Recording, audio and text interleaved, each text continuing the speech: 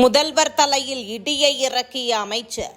ஏல முறைகேட்டில் சிக்கிய அமைச்சரின் அண்ணன் ஆட்டம் காணும் பனையூர். விஜய் ஊழல் இல்லாத தூய சக்தி என்ற முழக்கத்துடன் அரசியலில் களமிறங்கி தனது ரீல்களிலும் ஊழலற்ற ஆட்சி குறித்து பெருமையாக பேசி வருகிறார். ஆனால் அவரது கட்சியை சேர்ந்த நிர்வாகிகள் மற்றும் ஆதரவாளர்கள் தொடர்பாக எழும் முறைகேடு குற்றச்சாட்டுகள் அந்த முழக்கத்திற்கே கேள்விக்குறியை ஏற்படுத்தும் வகையில் உள்ளதாக விமர்சனங்கள் எழுந்துள்ளன.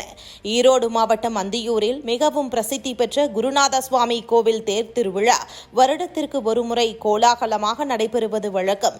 கர்நாடகா, கேரளா, ஆந்திரா உள்ளிட்ட வெளி மாநிலங்களிலிருந்தும் ஏராளமான பொதுமக்கள் வந்து செல்லும் இத்திருவிழாவில் குதிரை, ஆடு, மாடு மற்றும் மாட்டுச்சந்தை மிகவும் பிரபலமானது. கோவிலை ஒட்டியுள்ள கெட்டிச்சமுத்திரம், சங்கராபுரம், மைக்கேல்பாளையம் உள்ளிட்ட ஊராட்சி பகுதிகளில் தேர் திருவிழாவிற்காக ஆயிரக்கணக்கான தற்காலிக கடைகள் அமைக்கப்படும். 10ஆம் தேதி முதல் 17ஆம் தேதி வரை நடைபெறும் இந்த ஒரு வார திருவிழாவிற்கு சுமார் 30 லட்சம் மக்கள் வந்து செல்வார்கள். இந்த தற்காலிக கடைகள் அமைப்பதற்கான கட்டணம் வசூல் செய்ய ஏலமிட்டதில் அமைச்சர் தரப்பு நேரடியாக தலையிட்டு பெரும் முறைகேட்டில் ஈடுபட்டிருப்பதாக பொதுமக்கள் மற்றும் கோவில் தரப்பினர் கொந்தளித்து வருகின்றனர். ஈரோடு மாவட்ட செயலாளராகவும் கைத்தறித்துறை அமைச்சராகவும் இருப்பவர் விஜய் பாலாஜி.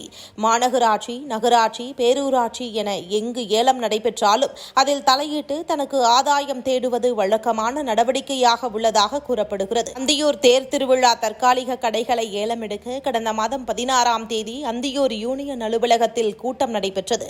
இதுகுறித்து அந்தியூர் பாமக செயலாளர் உமாநாத் தெரிவிக்கையில் 10,000 வைப்புத் தொகை கட்டி பலரும் ஏலத்தில் கலந்து கொண்டோம் என்றும் ஏலம் எடுப்பவர்கள் அடுத்த நாளுக்குள் ஏலத்தொகையை செலுத்த வேண்டும் என்பது விதி என்றாலும் அமைச்சர் விஜய் பாலாஜி தரப்பிலிருந்து நாங்களே ஏலம் எடுத்துக் கொள்கிறோம் என்று மிரட்டல் வந்ததாக கூறியிருக்கிறார். அமைச்சரின் சொந்த அண்ணனான பிரபு அந்தியூர் பயணியர் விடுதி மற்றும் நெடுஞ்சாலை கெஸ்ட் ஹவுஸில் தங்கி அதிகாரிகளை வரவழைத்து தங்களுக்கு சாதகமாக செயல்பட உத்தரவிட்டிருக்கிறார் என்ற செய்திகள் உலா வருகிறது.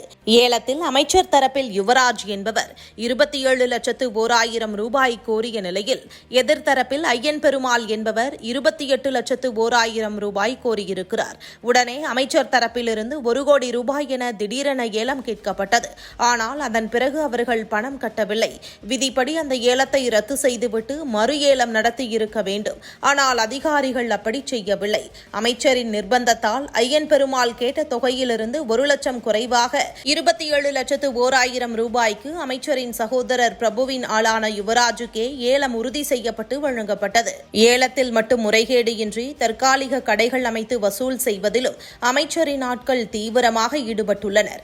கோவிலின் மேல்புறம் மற்றும் கீழ்ப்புறம் அமைக்கப்பட்டுள்ள கடைகளுக்கு ஒரு கடைக்கு 50,000, 80,000, 1 லட்சம் ரூபாய் வரை வசூல் செய்யப்படுவதோடு ராட்டினம் மற்றும் தூரி அமைப்பவர்களிடமும் முறையின்றி பணம் பறிக்கப்படுவதாக குற்றச்சாட்டுகள் எழுந்துள்ளன.